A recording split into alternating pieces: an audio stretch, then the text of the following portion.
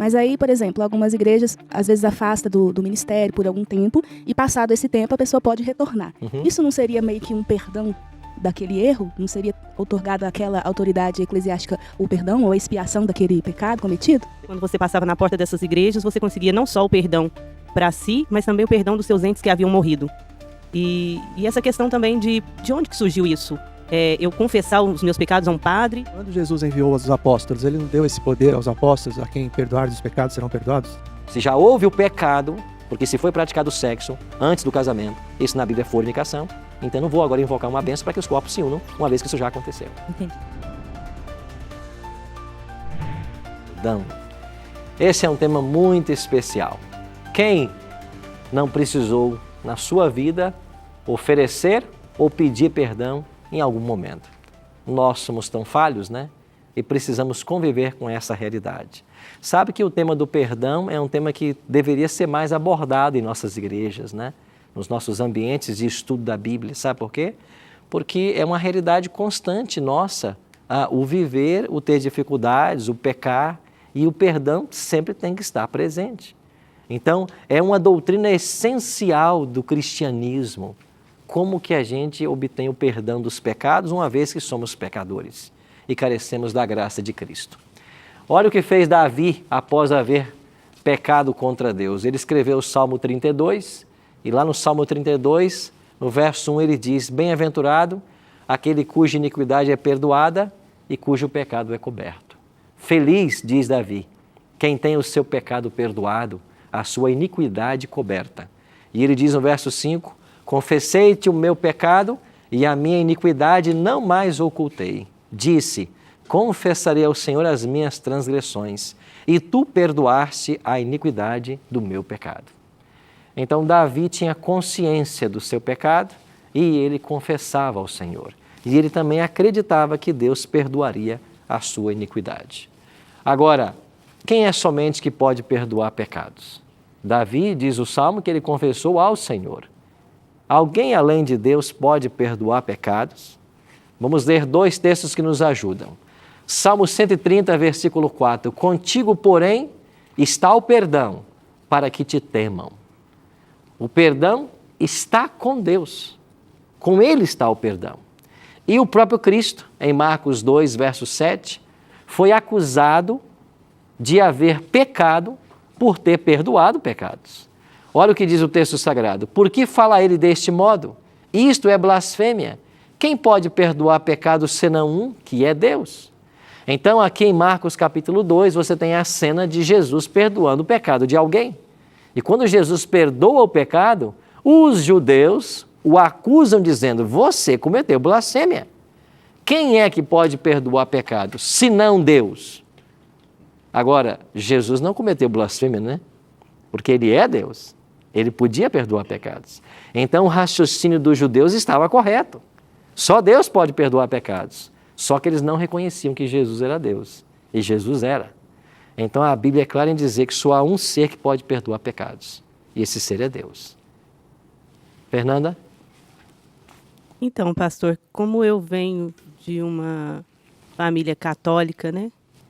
Na Igreja Católica existe confessar aos padres, né? O perdão dos pecados. Inclusive, eu viajei há pouco tempo e lá, nesse ano, parece que estava tendo um perdão que perdoava inclusive os mortos. Tinha que passar na porta da graça e quando você passava na porta dessas igrejas, você conseguia não só o perdão para si, mas também o perdão dos seus entes que haviam morrido. E essa questão também de onde que surgiu isso? Eu confessar os meus pecados a um padre e ele ter o direito de me conceder o perdão ou me dar uma penitência. Ok. Eu tenho aqui uma imagem justamente do que você está falando. Então, hoje é uma prática comum no Brasil alguém buscar ali o líder religioso, o sacerdote, o padre, para confessar o seu pecado e obter dele o perdão. Bom, à luz da Bíblia, isso é uma blasfêmia. Porque eu não tenho que buscar um homem para obter o perdão do meu pecado, uma vez que o homem não pode perdoar, só Deus pode perdoar. É claro que existe uma esfera humana do perdão e nós vamos falar sobre ela daqui a pouquinho, né? Mas aqui é o pecado que você comete contra Deus, é Deus quem tem que dar esse perdão e não o homem. Agora, isso não é novo, né? Há séculos isso surgiu.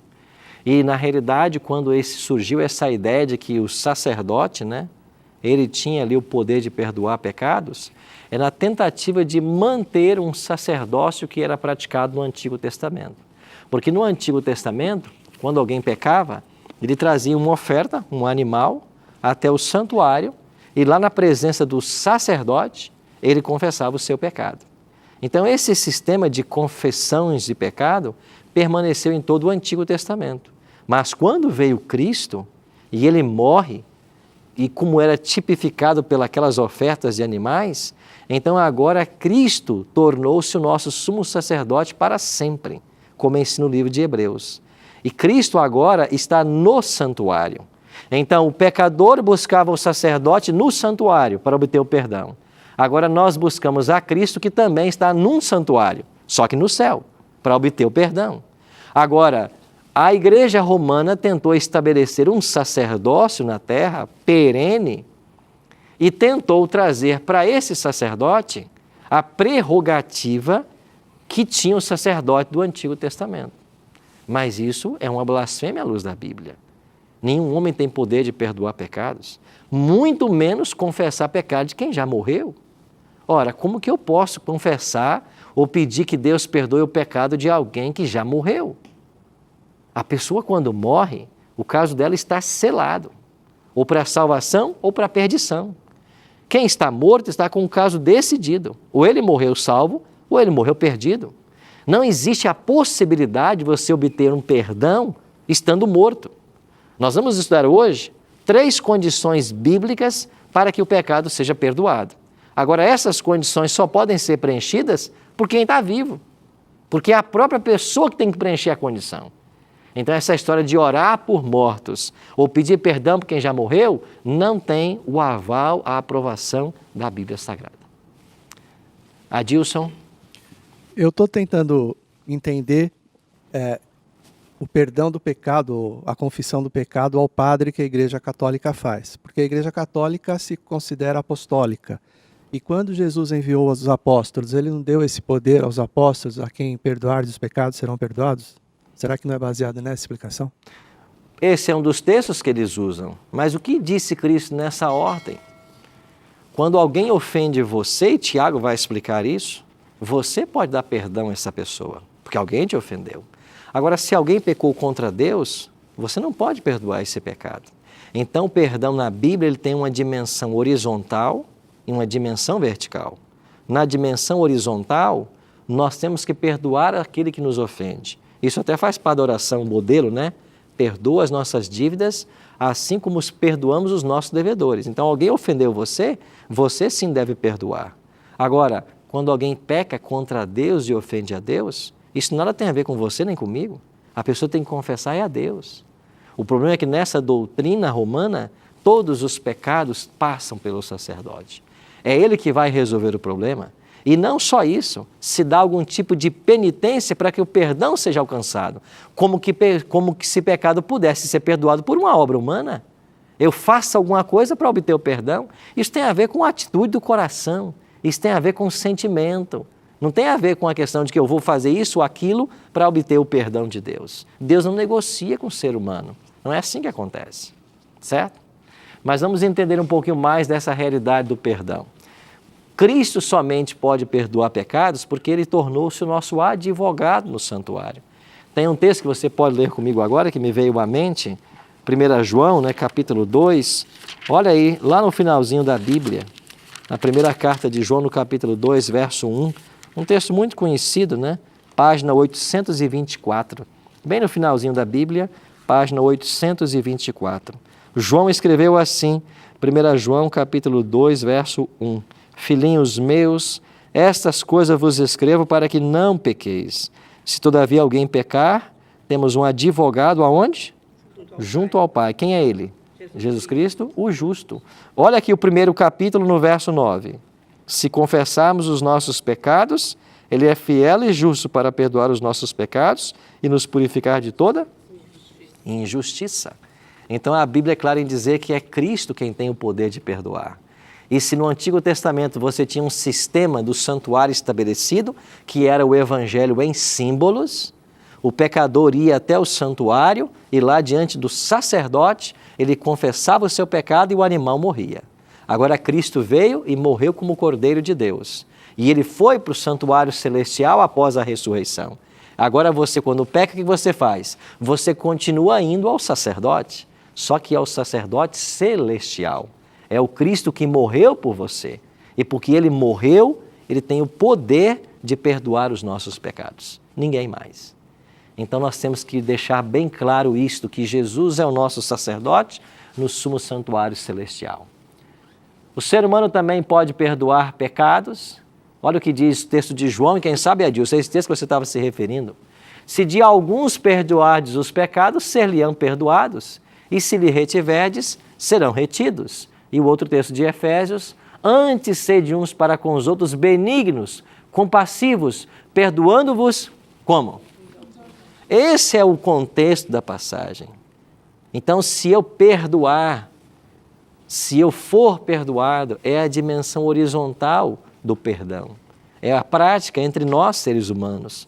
Agora, quando você adora um ídolo, você pecou contra algum ser humano? Quando você usa o nome de Deus em vão, você pecou contra algum ser humano? Não, você pecou contra Deus. O perdão tem que ser lá. Então, todo pecado que você comete contra Deus, é a Deus que você tem que buscar a confissão e o arrependimento. E quando você peca contra o próximo, você ofende o próximo e também a Deus. Porque o ser humano, criado à imagem e semelhança de Deus, é propriedade dele. Então, há pecados que você comete contra Deus apenas, e há pecado que você comete contra o próximo e contra Deus.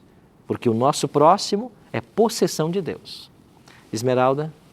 Só para acrescentar, perante o perdão, que para a minha vida foi assim, um momento assim, difícil.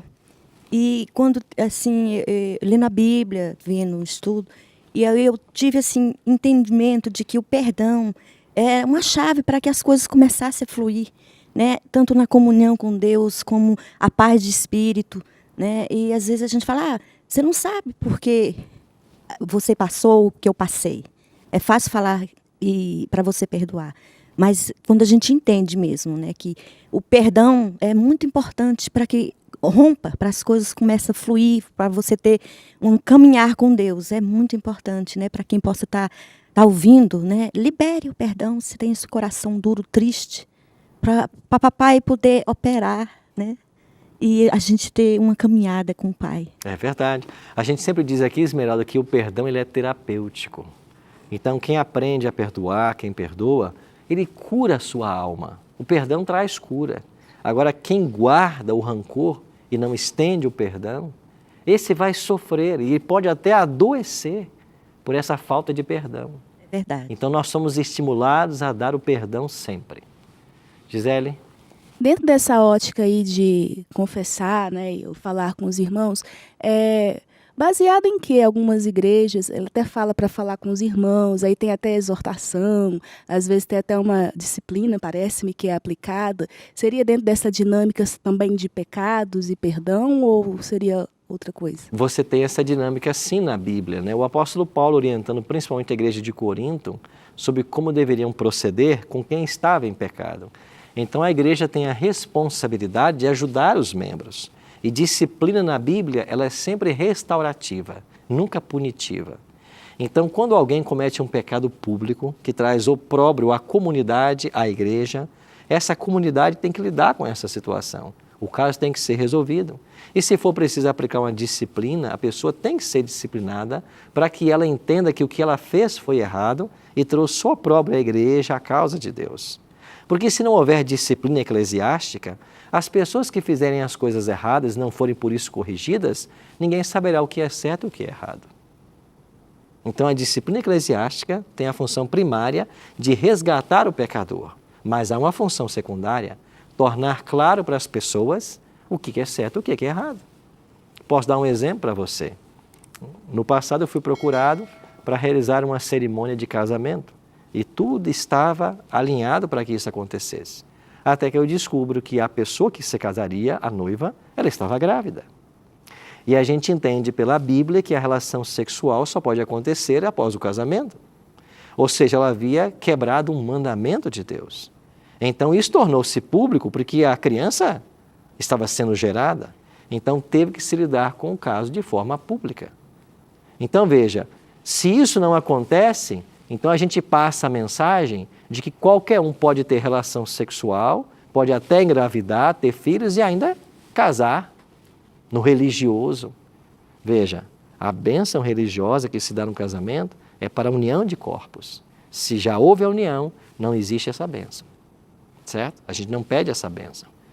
As pessoas podem até corrigir o erro, podem até fazer um casamento civil e certamente Deus pode abençoar esse casal. Mas aquela bênção reservada para a união matrimonial, ela é perdida. Quando se antecipa e se comete o pecado da fornicação, por exemplo. A igreja tem que lidar com isso, para que ficar claro o divisor. O problema hoje é que as igrejas, por não estarem disciplinando nem lidando com os pecados, ninguém mais sabe o que é certo e o que é errado. E parece que você pode fazer tudo e não há nenhum problema. Mas aí, por exemplo, algumas igrejas às vezes afastam do ministério por algum tempo e passado esse tempo a pessoa pode retornar. Isso não seria meio que um perdão daquele erro? Não seria outorgado àquela autoridade eclesiástica o perdão ou a expiação daquele pecado cometido? Eu acho que são duas coisas diferentes que têm que ficar bem claras. Quando a pessoa comete um erro, um pecado, a igreja tem que ensinar que ela tem que buscar reconciliação com Deus. Essa é a primeira reconciliação. A disciplina eclesiástica não está ali para assumir o papel divino em estender o perdão à pessoa. Isso ela comete com Deus. O que a igreja faz de forma pública é lidar com a situação dela, o status dela como membro. Então ali, se há uma disciplina e vence a disciplina, ela volta ao status de membro normal. Houve disciplina para ficar claro que a igreja não aprova aquela atitude. Mas isso nada tem a ver com o aspecto do perdão. A reconciliação é com Deus. Porque se for assim, eu vou então agora colocar a condição de perdão a uma comissão de igreja, a uma igreja. Eu não dependo do ser humano para o perdão, eu dependo de Deus. Então ela lida apenas de forma eclesiástica para manter a decência e a ordem. Mas a reconciliação, a pessoa tem que fazer é com o próprio Deus. Sim, Esmeralda. Complementando aqui o que a irmã falou, tem a reconciliação, o pedido de perdão. Mesmo assim, no caso, não seria realizado o casamento, essa bênção não seria dada, esse casamento na igreja? Não, a bênção para a união de corpos, que é aquela bênção do casamento, ela não é invocada mais por um pastor, ou pelo menos não deveria ser invocada, certo? Mas seria feito o casamento? Não. Não religioso. A igreja adventista não realiza um casamento religioso para pessoas que se uniram em corpos, que já tiveram relação sexual. A cerimônia religiosa na igreja adventista, estou falando que eu conheço, a cerimônia religiosa na igreja adventista, ela acontece entre um homem e uma mulher que querem se casar e se unir em corpos. Então a bênção é para a união dos corpos. Se essa união já aconteceu, eu não tenho que invocar essa bênção mais. Ela já aconteceu. E ela aconteceu fora dos limites do casamento. O que a Bíblia chama de fornicação, que é pecado. Porque a gente vê, né, muitos casamentos sendo realizados. Acontece muitos casamentos. Está grávida, certo? Filho, já foi casado. Acontece. Está ali casando na igreja. Certo? Mas a gente entende à luz da Bíblia de que essa bênção matrimonial, ela é invocada para que os corpos se unam. Se já houve o pecado, porque se foi praticado o sexo antes do casamento, isso na Bíblia é fornicação, então não vou agora invocar uma bênção para que os corpos se unam, uma vez que isso já aconteceu. Entendi. Daí a importância de nós, como igreja, ensinar para os nossos jovens a fidelidade a Deus no que tange a vida sexual. E o garoto se preservar para a menina e vice-versa. Então nós temos que incentivar isso. Porque o maior presente que uma moça pode dar para um rapaz e vice-versa é chegar virgem no casamento. É verdade. É se guardar para a pessoa que ama e por toda a vida. Esse é o maior presente. Então a igreja tem que valorizar esses princípios, certo?